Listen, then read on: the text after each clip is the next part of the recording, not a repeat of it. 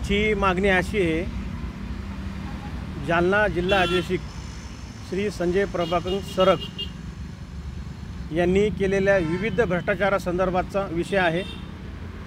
त्या विषयामध्ये औरंगाबाद, बीड व जालना हे 3 जिल्हे आहेत आणि ह्या तिन्ही जिल्ह्यामध्ये मोठ्या प्रमाणात त्यांनी भ्रष्टाचार केलेला आहे। त्याच्यामध्ये जे काही समजा मग जालना जिल्ह्यातील रोहित्रे असतील, यांनी रोहित्रामध्ये बी मोठ्या प्रमाणात भ्रष्टाचार केला आहे।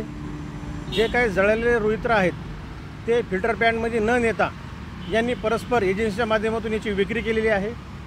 तसेच जो बीडचा विषय आहे, बीडमध्ये जे काही मागासवर्गीयांना जे काही कामं वाटप होतात निविदाद्वारे, यांनी ते त्यांना कामं न देता यांनी परस्पर त्यांचे जे काही बीड जिल्ह्यातील जे काही सहकारी गुत्तेदार आहेत त्यांना त्यांनी कामं दिले व औरंगाबाद या ठिकाणी इथे ते कार्यरत असताना त्यांनी या ठिकाणीही स्लम एरियाच्या डिप्या बिल्डरांना दिलेल्या आहेत। मग उदाहरणार्थ भावसिंगपुऱ्याचा विषय असेल, ती डिपी त्यांनी मोठ्या बिल्डरांना दिली, मग गोल्डी सिटीसारख्या एका ठिकाणी दिलेली आहे। असे विविध भ्रष्टाचारामधले हे महाडॉन आहेत। यांच्यावरती कमीत कमी 6 ते 7 चार्जशीट तयार झाल्या आहे। या अगोदरचे व्यवस्थापकीय संचालक खपले साहेब होते, तेव्हापासून माझं प्रकरण चालू आहे। केळे साहेब होते, तेव्हापासून माझं प्रकरण चालू आहे।